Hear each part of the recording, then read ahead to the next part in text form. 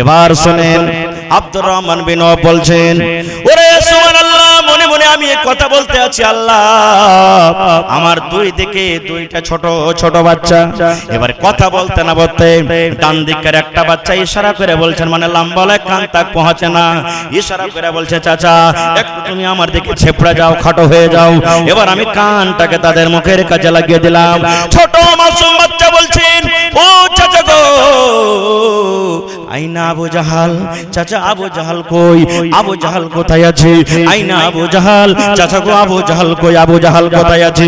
আবু জাহালকে আমরা চিনি না, জানি না, কই আবু জাহাল কোথায় আছে? এবার আব্দুর রহমান বিন আওফ বলছেন, ভাতিজা রে, কেন তুই আবু জাহালের নাম নিছিস? আর আবু জাহাল কত বড় লোক জানেন? ওরে সুবহানাল্লাহ, 1000 মানুষ লড়াই করতে এসেছে, 1000 মানুষ যুদ্ধ করতে এসেছে বেঈমান মুশরিকা, আর 1000 মানুষের নেতা হলো আবু জাহাল। 1000 মানুষের নেতাকে আবু জাহাল চিৎকাবরা ঘোড়াতে চড়ে একবার কাতারের ওই দিকে যায়, আবার চড়ে আগা দিকে কাতারের এই দিকে যায়, ঘোরাফেরা করে খালি যে কেমন করে লড়াই করতে হবে, এরকম ভাবে প্র্যাকটিস করে। বাচ্চাটা বলছে, চাচা আবু জাহাল কোনটা, আবু জাহাল কই? আব্দুর রহমান বিন আওফ বলছেন, ভাতিজা রে, কেন তুমি আবু জাহালের নামটা নিছো? আবু জাহালকে তুমি কি করবে? আবু জাহালকে দেখে তোমার কি লাভ হবে?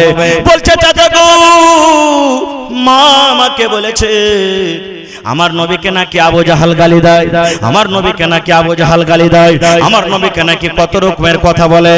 ও চাচা জান, আবু জাহালকে তুমি শুধু একবার দেখিয়ে দাও, আবু জাহালকে হয় মারবো কিংবা তার তলোয়ারে আমি দুনিয়া থেকে বিদায় হয়ে যাব, হয় আবু জাহালকে মেরে দেব কিংবা তার হাতে মরে যাব। চাচা তুমি একবার আবু জাহালকে আমাকে দেখিয়ে দাও।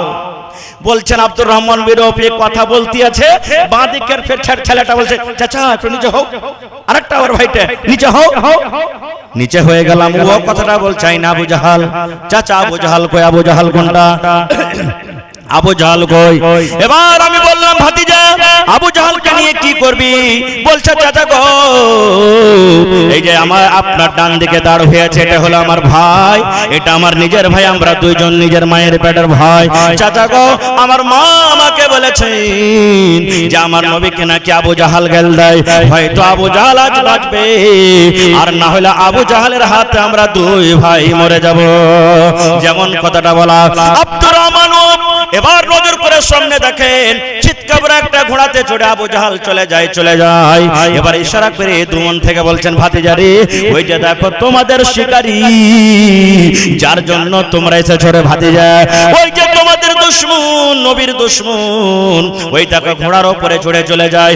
ওরে আল্লাহ, আব্দুর রহমানি বলেন, আমার মুখ দিয়ে কথাটা এখনো পূর্ণভাবে বলা হয়নি। আল্লাহ রে আল্লাহ, দুইজন বাচ্চা বাঘ যেমন মানুষকে দেখে ঝাঁপিয়ে পড়ে, এমন জোর করে তারা ঝাঁপিয়ে পড়েছে, ইয়াকে সঙ্গে আবু জাহালের উপরে তারা লাফিয়ে তালোয়ার খোঁজা দিয়েছে। আর যেমনই তালোয়ার মেরে দেওয়া, আল্লাহ রে আল্লাহ, আবু জাহাল ঘোড়ার উপর থেকে পড়ে যায়। নারে তাকবীর! হয়নি, হবে না, হতে পারে না, আমার নবীর সাথে কারো তুলনা হয়নি, হবে না, হতে পারে না, আমার নবীর সাথে কারো তুলনা, হায়রে তুলনা তো দূরের কথা, ছায়াও মিলে না, হয়নি, হবে না, হতে পারে না, আমার নবীর সাথে কারো তুলনা হয়নি, হবে না, হতে পারে না, আমার নবীর সাথে কারো তুলনা। সকল নবী রাসূল ছিলেন খোদার দিবানা, দু নয়নে দেখব খোদা ছিল তামান্না।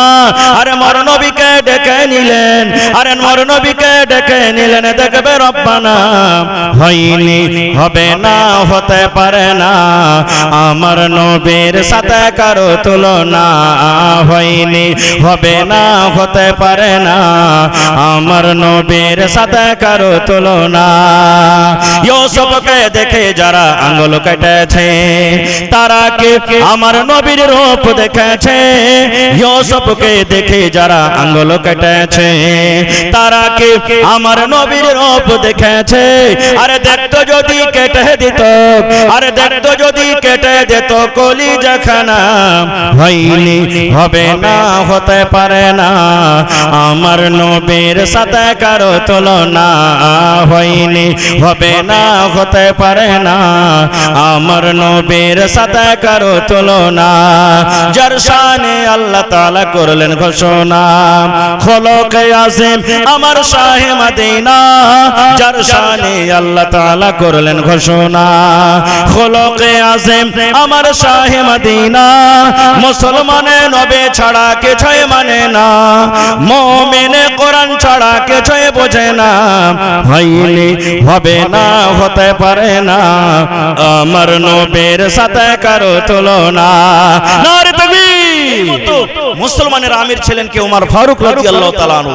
ভেষপাতিলে গ্রামে হাঁটছেন, দেখি কোন বাড়িতে তো কেউ না খেয়ে নাই, দেখি কোন বাড়িতে তো কেউ বেমার নাই, দেখি কোন বাড়িতে তো কেউ কষ্ট নাই, এগুলা জানার জন্য হাঁটতে হাঁটতে হাঁটতে হাঁটতে দেখছেন তো এক বাড়িতে মা বেটি ঝগড়া করছে, মা বেটি ঝগড়া করছে।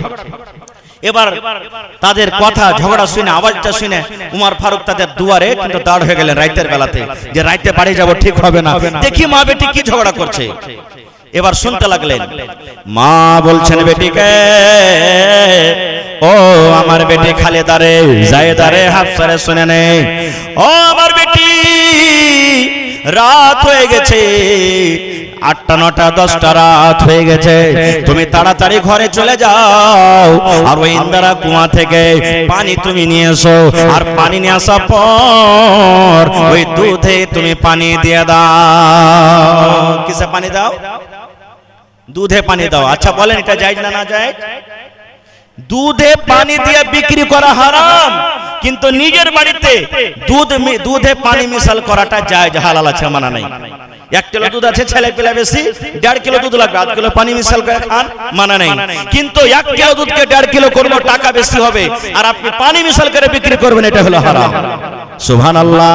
এবার মা বলছে বেটি রে, ও খালেদা সাফিয়া শুন, ঘরের ভিতরে দুধ রাখা আছে রে মা, তুমি পানি নিয়ে চলে যাও, আর পানি নিয়ে যাওয়ার পর তুমি দুধে পানি মিশাল করে দাও।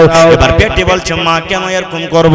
বলছে বেটি রে, সকাল বেলাতে দহিয়ার আসবে, সকাল বেলাতে গারাক আসবে, 3 কেজির জায়গাতে 1 কিলো তুমি যদি পানি দিয়ে দাও, ওজনটা বেড়ে যাবে, টাকা বেশি হয়ে যাবে, লাভ আমাদের হয়ে যাবে।